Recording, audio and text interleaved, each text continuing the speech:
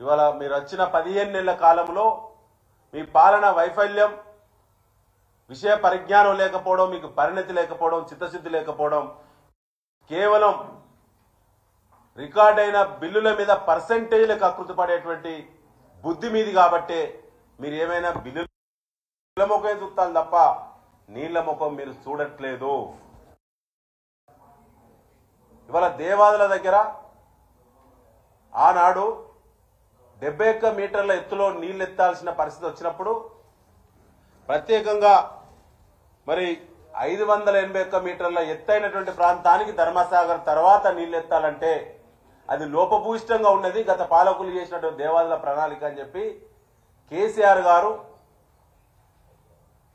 ఈ ప్రాజెక్టు జీవం పొయ్యాలే, ఇది జీవం లేనటువంటి ప్రాజెక్టు, దీన్ని బ్రహ్మాండంగా కొత్త తరానికి 100 ఏళ్లు ఇది నీళ్ళందించే ప్రాజెక్టుగా ఉండాలంటే గోదావరి దగ్గర తుపాకుల గూడెం దగ్గర ఈ దేవాదుల ప్రాజెక్టును స్థిరపరిచే నీళ్లు సమృద్ధిగా నిలబడే 6 టీఎంసీల నీటి సామర్థ్యం ఎప్పుడు కూడా ఉండేట విధంగా ఇలా తుపాకుల గూడెం దగ్గర బ్యారేజ్ నిర్మాణం చేసింది, ప్రణాళిక చేసింది కేసీఆర్ గారు మాత్రమే. దాని పేరు సమ్మక్క సాగర్ గా పెట్టుకున్నాం, మేడారం అమ్మవారి యొక్క పేరు. ఇలా సమ్మక్క సాగర్ అందుబాటులోకి వచ్చింది. సమ్మక్క సాగర్ దగ్గర నీటి నిల్వలు పుష్కలంగా ఉన్నాయి. మరి పంటలు ఎందుకు ఎండిపోతున్నాయో సిగ్గున్నటువంటి మంత్రులు నిన్న మాట్లాడాల్సిన అవసరం ఉండే. ఆడ నీటి నిల్వలు ఈ సమయానికి అంటే ఇది 12 గంటల ముందు తీసినటువంటి మరి ప్రభుత్వ రికార్డే ఇది.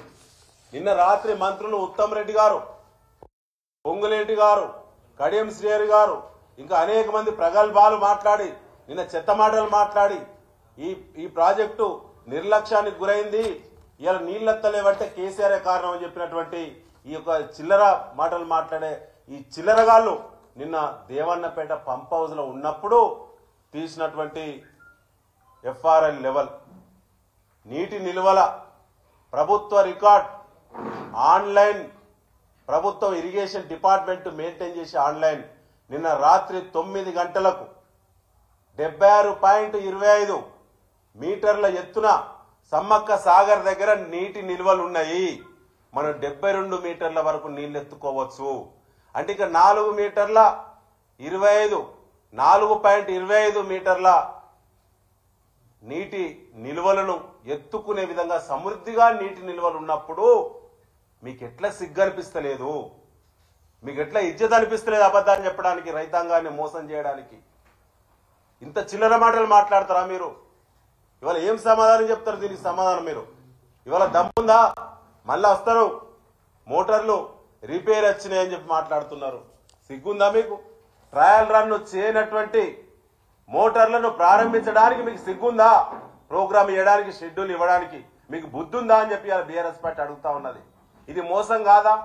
ఇప్పటికే 60-70 వేల ఎకరాలు ఇవాళ మరి దేవాదుల కింద పంటలు ఎండిపోయినాయి. రైతులు నిరసనల వైపు ఆలోచిస్తా ఉన్నారు. నష్టపరిహారం ఇవ్వాలని చెప్పి ఎకరాకి 25,000 ఇవ్వాలని చెప్పి రైతులు డిమాండ్ చేస్తా ఉన్నారు. దాని నుంచి ఆలోచనను దృష్టిని మరల్చడానికే నిన్నటి డ్రామా తప్ప అక్కడ మరొకటి లేదు. నిన్న ప్రగల్భాలు పలికిలు ప్రెస్ మీట్ లో మోటార్లు ప్రారంభించినాకనే ఏ రాత్రైనా ఇక్కడి తిరిగి వెళ్తామన్నారు. ఇలా పత్తా లేకుండా పారిపోయిన దొంగల వలె ఉత్తమ్ కుమార్ రెడ్డి, పొంగులేటి శ్రీనివాస్ రెడ్డి ఇలా ముఖం ఎక్కడ పెట్టుకుంటారు? మళ్ళీ ఏ ముఖం పెట్టుకొని మళ్ళీ వరంగల్ జిల్లాకు మళ్ళీ దేవన్నపేటకు వస్తారో సిగ్గుంటే సమాధానం చెప్పాలి మీరు మీ అనుచరులు.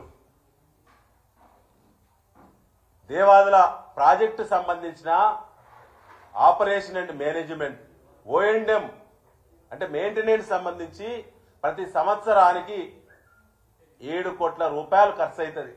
ఆ 7 కోట్ల రూపాయలు మీ ప్రభుత్వంలో 20% కమిషన్ అడిగితే కమిషన్ ఇయ్యనందుకు ఆ కాంట్రాక్టర్కు మెయింటెనెన్స్ ఓఎండ్ఎం నిధులు విడుదల కాకుంటే, ఆయన జీతాలు ఇవ్వకుంటే తన యొక్క సిబ్బంది, టెక్నికల్ సిబ్బంది 32 రోజుల పాటు సమ్మె నిర్వహిస్తేనే ఇలా ఈ దుస్థితి వచ్చింది.